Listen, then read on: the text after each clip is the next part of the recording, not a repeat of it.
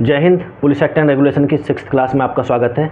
देखिए, जैसा कि भाई हम 5 क्लास अपलोड कर चुके हैं, आपने देखा भी होगा, जिसमें हम प्री और मेंस के मतलब जितना भी इम्पोर्टेंट प्री और मेंस के हिसाब से बनता था वो सब हमने डिस्कस किया है। ठीक है, आज देखिए 6th क्लास है, जहाँ हम डिस्कस करेंगे क्वेश्चन है। देखिए, पुलिस एक्ट में लगभग हम जरा प्री और मेंस जितना था हम सब कुछ डील कर चुके हैं। ठीक है, प्री और मेंस जितना बनेगा वो वहीं से बनेगा। ठीक है, हम जो पढ़ रहे हैं वो पैरा रेगुलेशन पढ़ रहे हैं, नहीं पैरा है जो रेगुलेशन में हमारे पैरा दिए गए हैं। तो देखिए, हम बार बार आपको मैं क्लास में बताता हूँ हर बार कि हमको सभी जितने पैरा दे रखे हैं सभी नहीं पढ़ने हैं। ठीक है ना, हमको सिर्फ कुछ इंपॉर्टेंट पैरा हैं जो हमको पढ़ने हैं, और लगभग हमारा सारे क्वेश्चन मेंस में बनते इर्द गिर्द वहीं से बन जाते हैं। ठीक है, तो देखिए आज जो क्वेश्चन है वो है कि फरार व्यक्तियों के विरुद्ध पुलिस कार्रवाई, यानी कि फरार जो व्यक्ति होते हैं उनके विरुद्ध पुलिस क्या कार्रवाई कर सकती है। ठीक है, और जो व्यक्ति फरार हो जाते हैं उनका नाम रजिस्टर में से निकालने के क्या नियम है। ठीक है, तो देखिए सबसे पहले देखते हैं पैरा 215। ठीक है, 215 जो पैरा है वो ये बोलता है कि मान लीजिए कोई पुलिस अधिकारी है, ठीक है, या कोई थाने का भाषाधक अधिकारी है। ठीक है, पुलिस अधिकारी कौन सा, जो दंड प्रक्रिया संहिता की जो अध्याय 12 है उसके अंतर्गत जो अन्वेषण कर रहा है, या थाने का भाषाधक अधिकारी जो अन्वेषण कर रहा है। ठीक है, जब वो इस बात से संतुष्ट हो जाता है कि कोई व्यक्ति फरार हो गया है, ठीक है, और उसको इस बात से उसे संतुष्ट है कि मैं उस व्यक्ति को दंड प्रक्रिया संहिता की धारा 41 के अंतर्गत बिना वारंट के गिरफ्तार करने के लिए अधिकृत हूँ। ठीक है, तो देखिए व्यक्ति को उसको क्या करना चाहिए, पुलिस अधिकारी को, उसको यहाँ बताया गया 215 में कि वो पहले क्या करेगा। देखिए, पहला तो करेगा कि वो वारंट प्राप्त करे, ठीक है, उसकी गिरफ्तारी के लिए। दूसरा क्या, उद्घोषणा। देखिए सेक्शन 82 पढ़ते हैं आप सीआरपीसी के अंतर्गत, जिसमें उद्घोषणा के बारे में प्रावधान किया गया। ठीक है, उसमें बताया गया कि देखिए जब न्यायालय को समाधान हो जाता है कोई व्यक्ति, ठीक है, जिसके विरुद्ध हमने वारंट जारी किया है और वह व्यक्ति फरार हो गया है, जिससे क्या हो गया, वारंट का हम निष्पादन नहीं कर पा रहे हैं, तो कोर्ट क्या करेगी, उसके खिलाफ उद्घोषणा जारी करेगी ना। उद्घोषणा का क्या मतलब होता है कि देखो उद्घोषणा जब जारी करी जाती है तो उनमें समय दिया जाता है कि आपको इतने समय के अंतर्गत इस तारीख को इस स्थान में पेश होना है। ठीक है, तो उद्घोषणा में क्या होता है, उसमें ये बताई जाती है कि भाई हमने घोषणा कर दिया कि तुम जो फरार हो गए हो इतने समय पर इतनी तारीख को उपस्थित हो जाइए। ठीक है, और इसमें क्या बताया गया, दूसरा क्या है कि 83 सीआरपीसी में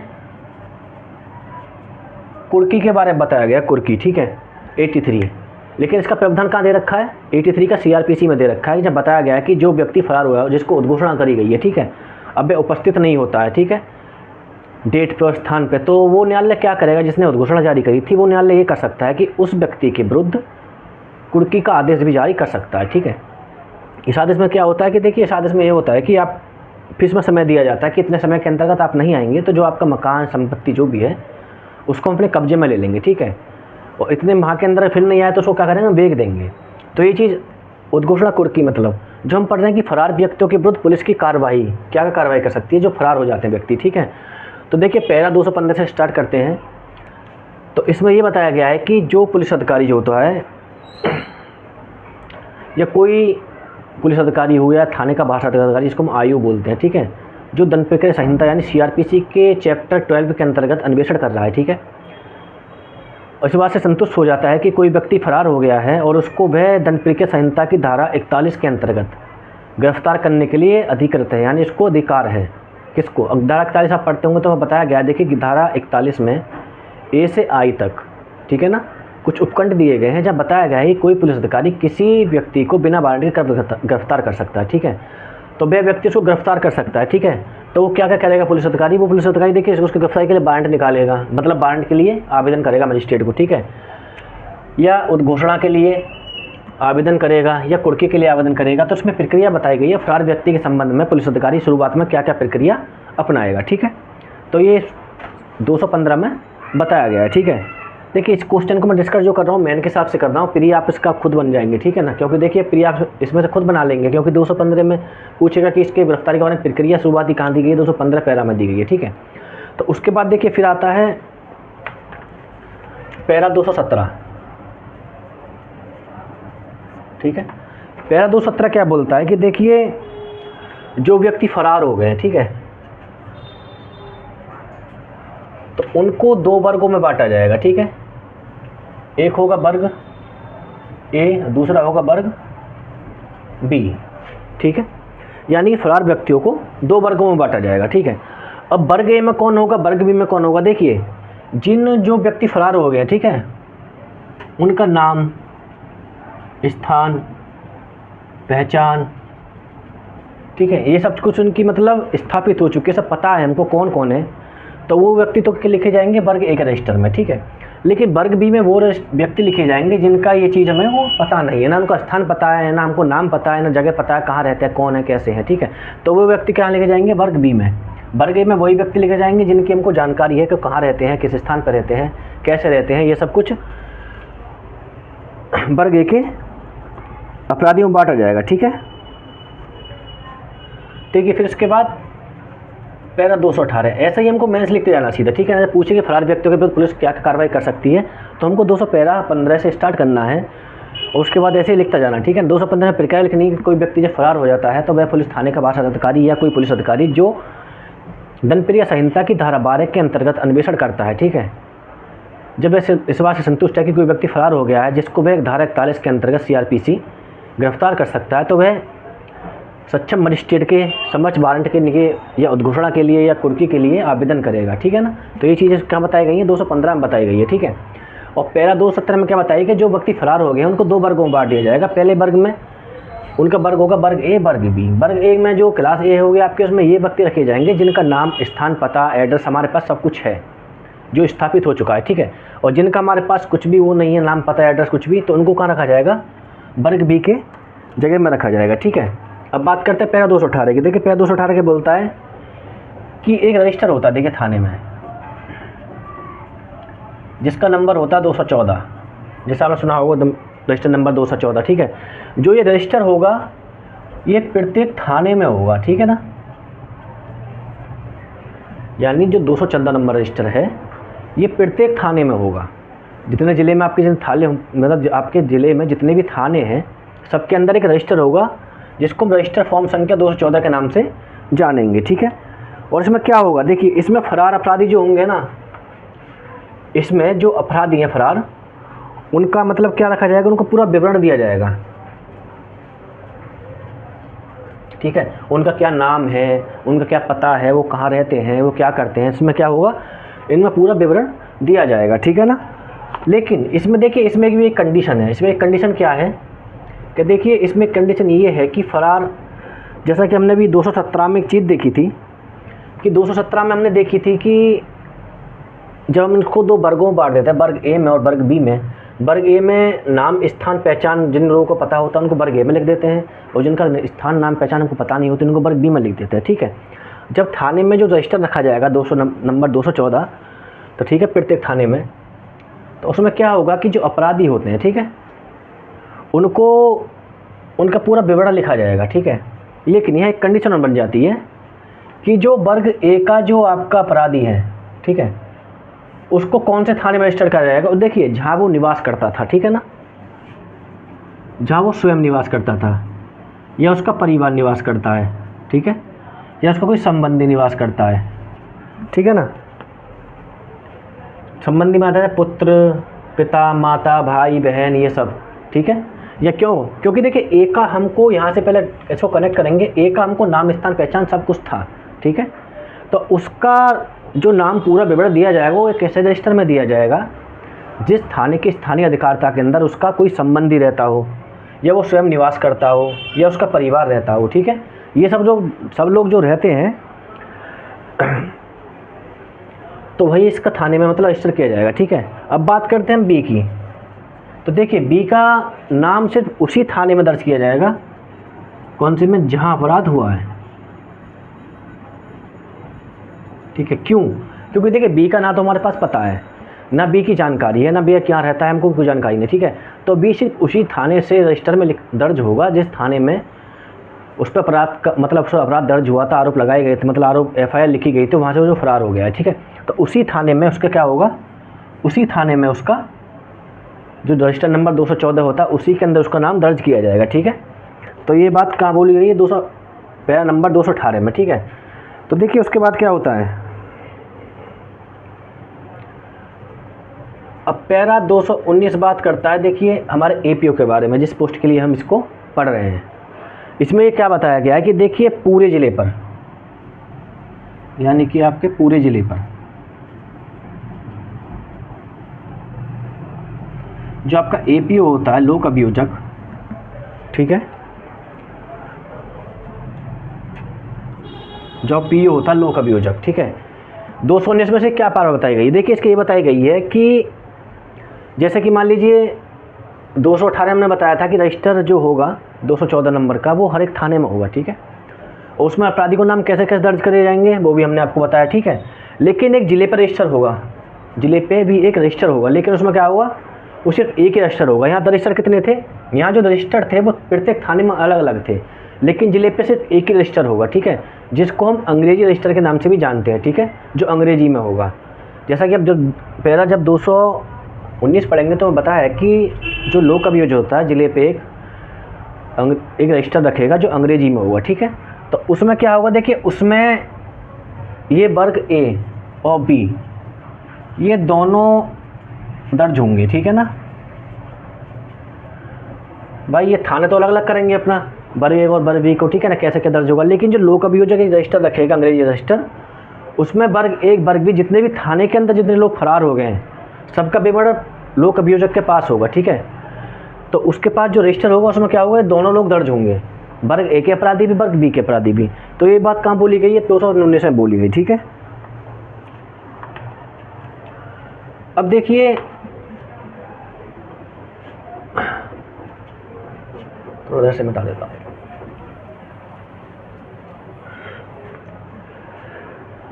तो देखिए ये तो था कि फरार व्यक्तियों के विरुद्ध पुलिस क्या कार्रवाई कर सकती है, ठीक है।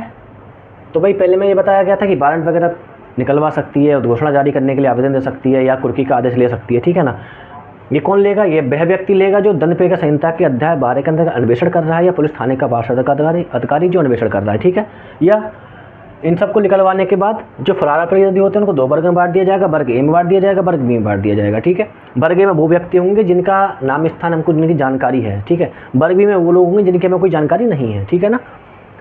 और दूसरा बात, प्रत्येक थाने में एक रजिस्टर होगा जिसको रजिस्टर नंबर 214 के नाम से जाना जाएगा, ठीक है। उसमें ए और बी दोनों अपराधियों को दर्ज किया जाएगा, ठीक है। ए जो अपराधी, ए वर्ग में जो अपराधी आते हैं उनको ऐसी थाने में दर्ज किया जाएगा जिस थाने में वो रहते हैं, उस थाने के स्थानीय अधिकार के अंदर वो रहते हैं, या उनके माता पिता भाई बहन पुत्री जो भी कोई रहता है, या वो जहाँ स्वयं निवास करते हैं, ठीक है। और बी वर्ग के जो अपराधी होते हैं उनको ऐसे थाने में दर्ज किया जाएगा जिस थाने के संदर्भ में अपराध हुआ है, ठीक है। और 218 में 19 में हमने ये पढ़ा था कि ज़िले के ऊपर एक लोक अभियोजक एक रजिस्टर रखेगा अंग्रेजी में, जिसमें प्रत्येक थाने में जितने भी अपराधी फरार हुए हैं सबका विवरण इसमें दर्ज किया जाएगा, चाहे वो ए वर्ग के हो बी वर्ग के हो, ठीक है। लेकिन देखिए इसके बाद क्या होता है कि अब बात आती है कि अपराधियों को नाम रजिस्टर से निकाल देने की पावर क्या क्या है, ठीक है। तो देखिए इसमें पहली जो पावर दी गई है वो दी गई है आपका अधीक्षक को, ठीक है, यानी कि आपके एसएसपी साहब को। इन दोनों क्या पावर दी गई? देखिए जो पैरा आपका 220 है वो क्या बात करता है? देखिए वो बात करता है कि जो अधीक्षक होता है निम्नलिखित परिस्थितियों में, ठीक है, यह अपनी निम्नलिखित परिस्थितियों में संतुष्टि हो जाने पर क्या करेगा कि जो फरार अपराधी हैं उनका रजिस्टर में से नाम काट देने का आदेश देगा। कौन से रजिस्टर में से? या तो इस रजिस्टर में से भी और इस रजिस्टर में से ना, किन लोगों का नाम काट दिया जाए, ये फरार नहीं है। कौन सी कंडीशन होंगी वो देखिए, कंडीशन कौन सी होंगी। तो पैरा 220 में 4 कंडीशन बताई गई हैं, ठीक है। फर्स्ट कंडीशन क्या होगी? फर्स्ट कंडीशन ये होगी कि या तो वो व्यक्ति गिरफ्तार हो गया, ठीक है, क्योंकि देखिए हम जो नाम दर्ज कर रहे हैं उन लोगों को नाम दर्ज कर रहे हैं जो फरार हो गए, ठीक है। जैसे जो पकड़ दिए जाएंगे उनका नाम हट जाएगा। जब भाई कोई व्यक्ति गिरफ्तार होगा तो ऑलरेडी उसका नाम काट दिया जाएगा, ठीक है। लेकिन किसके आदेश से काटा जाएगा ये देखिए हमेशा याद रखिएगा, प्री में यहीं से कैसे क्वेश्चन बनाते हैं, ठीक है। ये पूछ लेगा कि गिरफ्तारी जब जो व्यक्ति अपराधी फरार हो जाता है जब उसका नाम काटने का आदेश कौन देगा? तो उसका जो नाम काटने का आदेश गिरफ्तारी पे जो देगा पुलिस अधीक्षक देगा, ठीक है। इसमें दूसरी कंडीशन क्या बनती है? दूसरी कंडीशन बनती है उसकी अनिश्चित मृत्यु हो जाए, ठीक है। भाई वो फरार हो गया, वो मर गया, ठीक है, मतलब दौड़ते दौड़ते ट्रक के नीचे आ गया, गाड़ी के नीचे आ गया, गोली किसी की लग गई या कहीं मर गया, कुछ भी किसी प्रकार से, मतलब जो मृत्यु निश्चित नहीं थी, अकस्मात जो मृत्यु कहते हैं सडनली डेथ हो गई, तो सडनली डेथ की बात करता है कि अनिश्चित उसकी कोई मृत्यु हो जाए तो उसका नाम भी उस रजिस्टर में से काटने का नाम दे, मतलब दर्ज, मतलब जो उसका रजिस्टर में नाम दर्ज था उसको निकालने का वहाँ से आदेश देगा। ठीक है। इसमें थर्ड कंडीशन ये थी कि देखिए, जब जैसे साक्षी हुए, ठीक है, साक्षी हुए या गवाह हुए, जो उस अपराधी के विरुद्ध जो लोग गवाही दे रहे हैं, साक्ष्य दे रहे हैं, वो लोग, अब वो लोग क्या होते हैं, उनकी मृत्यु हो जाती है। ठीक है। और जब एसएसपी को लगता है कि अब इनके मरने से क्या हुआ है, कि इनके मरने से जो फरार अपराधी है उसके विरुद्ध ट्रायल चलाने के लिए कोर्ट में हमारे पास अब कोई साक्ष्य नहीं है। ठीक है भाई, कल को हम उसको पकड़ भी लेंगे, कोर्ट में पेश करेंगे तो हमारे पास ना तो कोई गवाह है ना साक्षी है, और वो थे तो वो मर गए। जब वो मर गए तो वो सबूत कहाँ से देगा, कहाँ से वो एविडेंस देगा, कहाँ से वो प्रूफ करेगा सब चीज़ों को। ठीक है ना। जब ये लोग मर जाते हैं, जो साक्षी होते हैं, ये जो गवाह होते हैं, जो सबूत खत्म हो जाते हैं, तो ऐसे कंडीशन में एसएसपी क्या करेगा, उस व्यक्ति, जो फरार व्यक्ति था जिसका रजिस्टर नंबर 214 में नाम दर्ज था, उसको काटने का आदेश दे देगा। ठीक है। क्यों? क्योंकि उसको लगता है कि ऐसी कंडीशन में इस व्यक्ति के विरुद्ध हम गिरफ्तार करके ट्रायल नहीं चला सकते कोर्ट में। ठीक है। अब देखिए इसमें चौथी कंडीशन क्या बनती है। चौथी कंडीशन ये बनती है, देखिए ये बोल रहा है कि देखिए 30 वर्ष और 5 वर्ष। ठीक है। देखिए इससे पहले अभी मैं बताता हूँ 30 वर्ष 5 वर्ष क्या है। ये बात करता है कि जिसके संबंध में हमने 30 वर्ष से नहीं सुना है और 5 वर्ष से नहीं सुना है। ठीक है। मान लीजिए ये तो बोल रहा है ए वर्ग के बारे में, ये बी वर्ग के बारे में। ए वर्ग का कोई व्यक्ति फरार हो गया जो ए वर्ग में दर्ज है। ठीक है। और वह व्यक्ति के बारे में हम 30 वर्ष से कुछ नहीं सुना है कि अब कहाँ है, कैसा है, नहीं है, कुछ भी कोई इन्फॉर्मेशन नहीं मिली है। ठीक है। और वहीं बी वर्ग का कोई व्यक्ति है, 5 वर्ष से ज़्यादा का समय बीत गया, 5 वर्ष बीत गया, उसके बारे में कोई इन्फॉर्मेशन नहीं मिली है, कहाँ है, कैसा है, मर गया, जिंदा है, कुछ भी नहीं, किसी से मुँह से सुना है। ठीक है। कि अभी जीवित है कि नहीं है। तो ऐसे में क्या माना जाएगा, उस ऐसे में हम मान लेंगे कि उस व्यक्ति की मृत्यु हो चुकी है। ठीक है। याद करिए एविडेंस की धारा 107 और 108 जो जीवित होने की अवधारणा, मृत्यु होने की अवधारणा के बारे में प्रावधान करती है। ठीक है। जिसमें बताया गया है कि क्या बताया गया उसमें, देखिए उसमें ये बताया गया है कि देखिए एविडेंस की धारा 107 और 108 में क्या बताया गया है, उसमें ये बताया गया ना कि किसी व्यक्ति के बारे में हम 7 वर्ष नहीं सुनेंगे, है ना, या 20 वर्ष नहीं सुनेंगे, तो उसमें क्या बताया गया कि उसके व्यक्ति में मान लेंगे वो व्यक्ति जीवित है या मर गया। ठीक है। तो वही कंडीशन यहाँ बताई गई। जब एसएसपी 30 वर्ष तक ए वर्ग में जो व्यक्ति थे, कौन से व्यक्ति, जिनकी हमको जान पहचान, नाम, स्थान सब कुछ पता था, 30 वर्ष तक उनके बारे में कुछ नहीं सुना है। ठीक है। और 5 वर्ष तक उन व्यक्तियों के बारे में नहीं सुना है, कौन के बारे में, जो वर्ग बी के व्यक्ति थे। जब ऐसी कंडीशन में हम क्या मान लेंगे, ऐसी कंडीशन में मान लिया जाएगा कि उन व्यक्तियों की मृत्यु हो चुकी है, मर गए हैं। ठीक है। तो ऐसे व्यक्ति को नाम भी क्या करेगा, वो रजिस्टर में से निकालने का आदेश दे देगा। ठीक है। तो देखिए अपराधियों का नाम रजिस्टर से, जो फरार अपराधी थे उनका नाम रजिस्टर से निकालने का जो पहली शर्त थी ये थी कि पहली कंडीशन, 2 अधीक्षक जो एसएसपी होता है पैरा 220 के अंतर्गत 4 कंडीशन में उनका नाम निकालने का आदेश दे सकता है। ठीक है। इसके बाद देखिए ये तो थी पहली कंडीशन। ठीक है। दूसरी स्थिति में दोनों देगा। देखिए इसमें होता है कि पैरा जब 221 आप पढ़ेंगे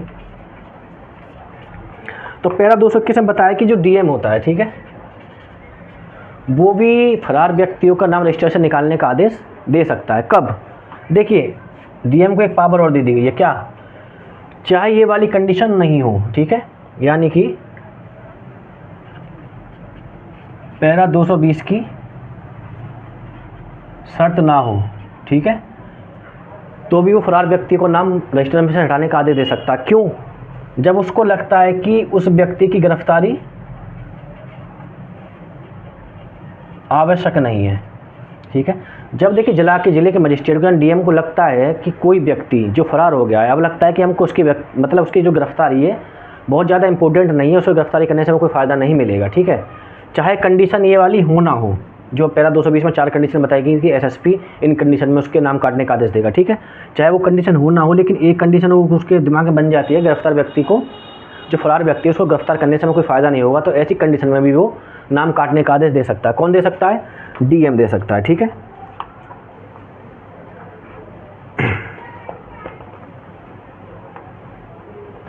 लेकिन देखिए इसका एक एक्सेप्शन मान लीजिए ना, परंतु जिसको बोलते हैं परंतु, उसमें क्या बताया गया है कि मान लीजिए कोई अपराधी है, ठीक है, जो फरार हो गया है और उसका जो ट्रायल चल रहा है वो सेशन कोर्ट में चल रहा है। ठीक है। जब किसी व्यक्ति का, जो व्यक्ति फरार हो गया है और उसका ट्रायल चल रहा है कहाँ, सेशन कोर्ट में, तो उस व्यक्ति का नाम काटने का आदेश डीएम नहीं दे सकता। ठीक है, जिसका ट्रायल चल रहा है उसका नाम नहीं काट सकता। कौन? जिला मजिस्ट्रेट। ठीक है, तो जिला मजिस्ट्रेट की पाबंदी दी गई, जिस व्यक्ति का जो फरार हो गया है उसका ट्रायल सेशन कोर्ट कर रही है, ठीक है, तो वह उस व्यक्ति का नाम नहीं काट सकता। ठीक है, कोई भी कंडीशन बनती हो। तो देखिए 200 पैरा 221 में क्या गया था कि देखिए 220 की कंडीशन बनती ना बनती हो, लेकिन 221 के अंतर्गत जो जिला मजिस्ट्रेट होता है वो जब उसको लगता है कि किसी व्यक्ति को गिरफ्तार किया जाना आवश्यक नहीं है तो उसका नाम काटने का वो आदेश दे सकता है। ठीक है, लेकिन उसमें एक परंतु बता दिया गया है कि मान लीजिए किसी व्यक्ति का विचार यानी ट्रायल सेशन कोर्ट के द्वारा चल रहा है तो उसका नाम नहीं वो काट सकता है। ठीक है,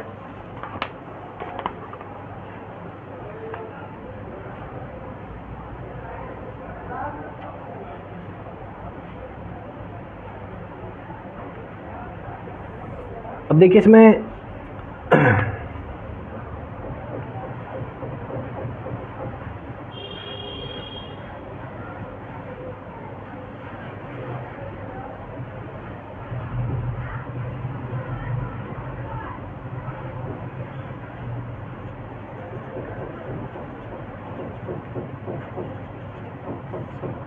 देखिए 221 में एक कंडीशन बता दी गई है। वो क्या बताई गई? देखिए 220 में तो हमने बताया था कि एसएसपी का नाम काटेगा। ठीक है, और लेकिन 221 में हमने बताया था कि डीएम किस कंडीशन में नाम काट सकता है। ठीक है, लेकिन वह सेशन कोर्ट द्वारा जो ट्रायल चल रहा होता है उससे संबंधित कोई अपराधी जो फरार हो गया तो उसका नाम डीएम नहीं काट सकता। ठीक है, लेकिन वो काटेगा सब सिर्फ वो सेशन कोर्ट की मंजूरी से ही काटेगा। ठीक है, जब उसको आदेश देता है यहाँ काट दिया जाए। लेकिन यहाँ एक चीज़ और बता दी गई है, मान लीजिए एसएसपी हुआ या डीएम खुद, ठीक है, या किसी इसके वरिष्ठ अधिकारी द्वारा, ठीक है, जब किसी फरार अपराधी का नाम रजिस्टर में से निकाल दिया जाता है, ठीक है, और हमको लगता है कि उसके ऊपर दोबारा हमको कार्रवाई की जानी चाहिए, उसका ट्रायल दोबारा से चलना चाहिए, उसको गिरफ्तार किया जाना चाहिए, ठीक है, उस पर कोई भी जो कार्रवाई की जाएगी उससे पहले हमको डीएम की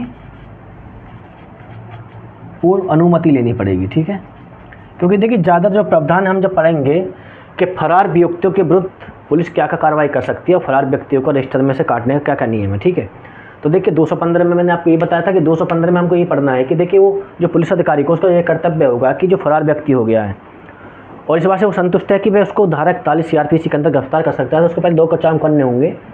पहले सक्षम न्यायालय में जाएगा, मजिस्ट्रेट से वारंट प्राप्त करेगा, ठीक है, या कुर्की के लिए आदेश ले सकता है और घोषणा का आदेश ले सकता है। ठीक है, प्रक्रिया बताई गई है उसके संबंध में। ठीक है, 217 में बताया गया जो व्यक्ति फरार हो जाएंगे उनको 2 वर्गों में बांटा जाएगा, वर्ग ए वर्ग बी। वर्ग ए में वे व्यक्ति होंगे जिनकी जान पहचान, नाम पता, स्थान सब हमको पता है। ठीक है, लेकिन वर्ग बी में वो व्यक्ति होंगे जिनका जांच मतलब जिनका नाम पता, स्थान, कहाँ वो निवास करते हैं, हमको कुछ भी नहीं पता है। ठीक है, 218 में प्रावधान किया गया है कि रजिस्टर, प्रत्येक थाने में एक रजिस्टर होगा जिसको हम फॉर्म संख्या रजिस्टर नंबर 214 के नाम से जाना जाएगा। ठीक है, उस रजिस्टर में क्या होगा कि उस रजिस्टर में जो अपराधी फरार हो गए हैं वर्ग ए और वर्ग बी में जो हमने बांटे थे वो दोनों अपराधियों को उसमें दर्ज किया जाएगा।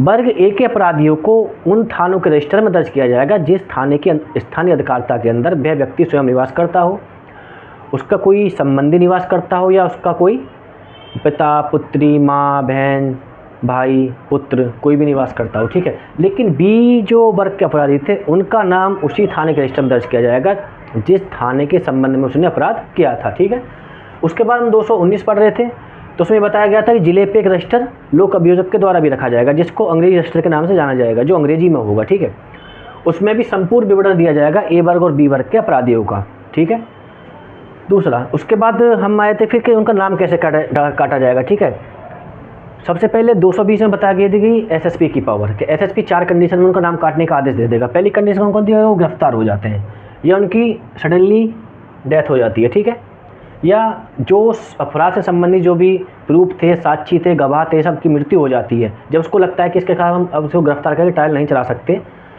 तो उसका भी नाम काटने का वो आदेश दे सकता है। ठीक है, या 30 वर्ष या 5 वर्ष तक।